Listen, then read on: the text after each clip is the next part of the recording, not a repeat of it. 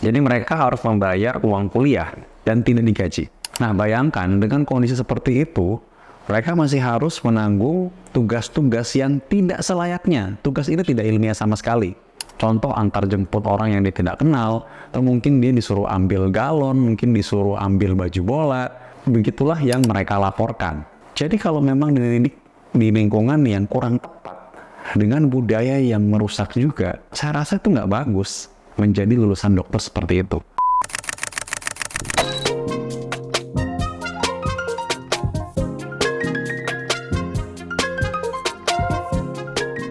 Hai pemirsa, saya Dr. Firtu Damai. Kali ini saya membahas hal yang serius, karena ini menyangkut masa depan dokter-dokter muda di Indonesia. Dan ini terkait dengan budaya yang tidak benar oleh oknum-oknum yang mengaku pendidik atau kakak kelas berbaju putih, berjas dokter, dan akhirnya merugikan orang-orang yang sedang sekolah. Bagaimana seorang dokter bisa mengasihi pasiennya kalau adik-adik kelasnya sendiri, dokter-dokter juga, ini dia tidak peduli. Saya membaca di berita bahwa ada laporan orang-orang yang merasa dirugikan, ditindas, ada yang merasa diperlakukan semena-mena, bahkan harus membayar uang tertentu sampai dia harus survive menjalani pendidikan dokter spesialis. Bagi Anda yang belum tahu, dokter-dokter yang sedang sekolah spesialis itu di sini dianggap mahasiswa. Jadi mereka harus membayar uang kuliah dan tidak digaji. Ini beda dengan kebijakan di luar negeri.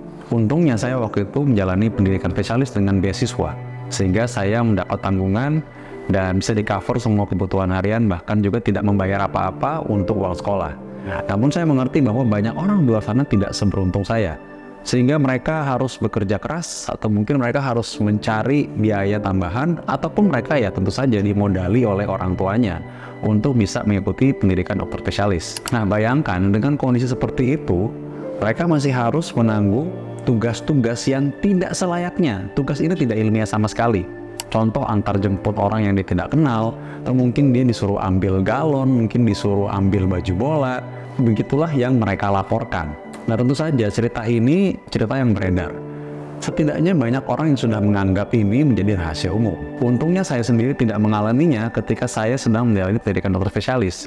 Karena budaya ketika saya menjalani pendidikan dokter spesialis itu, mereka menganggap kami sebagai calon dokter jantung di kemudian hari yang harusnya diperlakukan dengan baik supaya kami pun nanti memperlakukan orang-orang dan pasien-pasien kami pun dengan baik. Saya ingat waktu itu guru saya, kepala bagian, Dr. Eko namanya, dia masih selalu mengingatkan kita, jangan sampai ada pungutan liar ya, jangan sampai ada orang yang mengutip biaya di luar biaya pendidikan. Bahkan dulu guru-guru kami selalu mentraktir kita makan. Tidak pernah ada cerita kami harus membayar sesuatu untuk guru-guru atau senior-senior kami.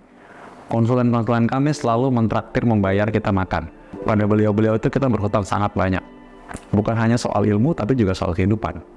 Ketika saya mendengar kabar bahwa ada yang mengaku minta uang sampai puluhan juta rupiah sebagai peserta pendidikan dokter spesialis yang baru, dan mereka sebut itu sebagai gotong royong katanya, saya nggak habis pikir, karena yang saya alami dulu tidak seperti itu.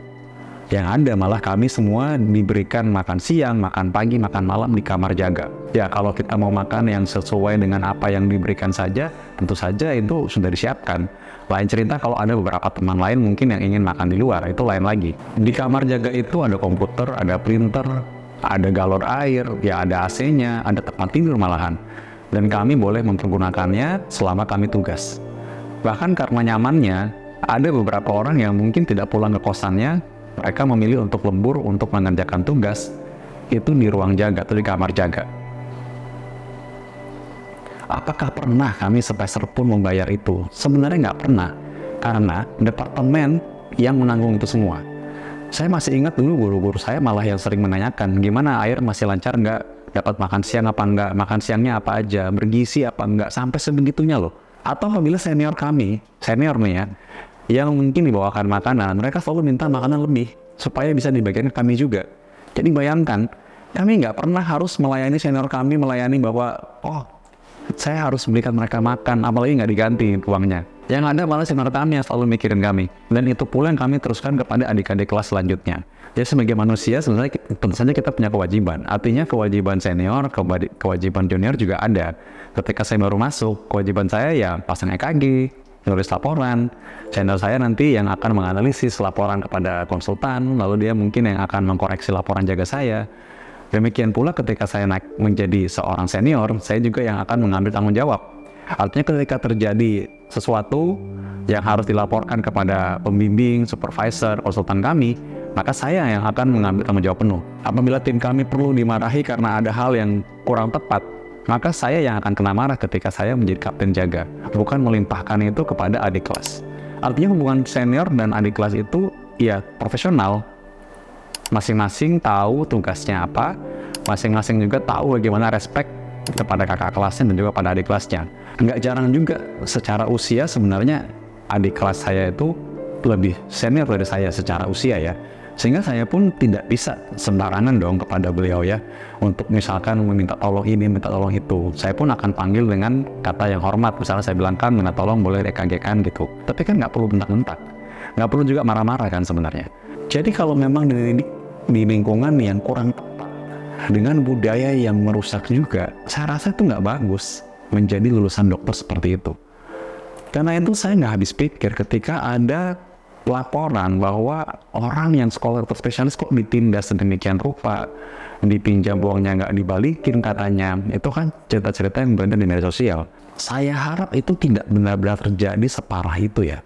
Namun apabila benar terjadi, maka sebenarnya ini sangat miris sekali. Secara profesional, kita mendapatkan respect bukan dengan kita menindas orang lain, tapi dengan mengambil tanggung jawab, dengan menjadi seorang pemimpin, menjadi seorang kakak, menjadi seorang yang bisa mengasihi. Saya rasa itu adalah pemimpin yang sejati. Contoh yang lain lagi yang saya ingat adalah ketika waktu itu bulan puasa. Saya waktu itu berjaga sendirian di ruang UGD karena memang menjelang waktu subuh. Tentunya teman-teman saya yang menjalankan ibadah puasa ya mesti melakukan ibadah dan mereka akan melakukan sahur. Jadi setelah mereka semua selesai menjalankan ibadah mereka, sudah selesai untuk sahur, saya akhirnya giliran saya juga untuk bersih-bersih dan menyelesaikan laporan jaga. Ketika saya masuk kamar jaga, ada senior saya. Dia bilang, Vito, kamu tadi belum sempat makan pagi ya? Saya bilang, iya belum deh gitu. Nah ini kan udah menjelang imsak ya, jadi aku juga rada sungkan sama mereka. Lalu mereka bilang malah, Vito, kamu nggak mau makan dulu? Saya bilang, nggak apa-apa teh, nanti aja. Saya bilang gitu, mau mandi dulu aja. Saya bilang, ya udah nggak apa-apa, kamu mandi dulu aja. Ini saya bikinin mie ya gitu. Jadi itu senior saya malah yang bikinin saya makanan, coba bayangin nggak? Dan akhirnya dia bikin makan, dia bilang, udah makan dulu aja, tadi makasih udah dijagain pas lagi mereka pada subuh gitu. Itu kan hal yang menurut saya, wow, ini kan emang manusia harusnya begini ya, saling membantu, tolong menolong gitu. Dan ini saya bisa merasakan bagaimana senior saya itu benar-benar memperhatikan saya juga. Jadi bukan sekadar saya dianggap sebagai adik kelas yang disuruh kerja begitu aja gitu. Belum lagi kakak kelas saya yang saya ingat malah dulu sering temenin saya antar jemput kalau kita mau pergi. Dia selalu dia bawa mobil. Jadi nggak ada tuh cerita malah saya yang adik kelas saya bertugas menyiapkan atau saya malah menyewakan mobil untuk mereka antar jemput, saya yang mengantar mereka seperti driver gitu. Justru mereka yang biasanya jemput saya mana. Padahal mereka kelas. Ketika kami ada pertandingan sepak bola, senior-senior saya itu malah yang belikan makanan, menghantarkan minuman. Bayangin nggak? Sebegitunya gitu. Kami dulu di Departemen Kardiologi dan Vaskular UNPAD, dokter jantung dan pembuluh darah, saya dokter SPJP, spesialis jantung dan pembuluh darah. Itu belajarnya yaitu namanya di Departemen Kardiologi dan Vaskular ya. Nah itu kami budayanya seperti itu gitu. Jadi ya saya mungkin menyampaikan harapan saja bahwa mudah-mudahan apa yang tadi saya dengar semua itu tidak begitu atau mungkin tidak separah itu. Jadi sekali lagi saya merangkum apa yang saya katakan pada hari ini. Mudah-mudahan saja apa yang saya lihat, apa yang saya baca di media sosial itu nggak separah itu. Mudah-mudahan itu nggak benar. Mudah-mudahan. Namun ingat bahwa investigasi atau penyelidikan ya sebaiknya tetap dilakukan karena hal seperti itu layak ada di pendidikan PPDS. Seorang dokter ya seharusnya punya belas asih, punya belas kasihan, punya toleransi, punya hati yang melayani. Kepada pemirsa yang nonton ini, mungkin yang punya adik atau punya saudara atau kawan yang ingin masuk dokter spesialis dan mungkin dia bingung atau takut, pilihlah tempat belajar yang tepat dan pastikan dulu tempatnya nggak ada hal-hal yang seperti itu ya. Dan saya harap ini juga menjadi pembelajaran buat kita semua, bahan koreksi kita juga, agar dokter Indonesia tentunya makin lama makin baik dan makin bisa melayani masyarakat dengan hati yang melayani.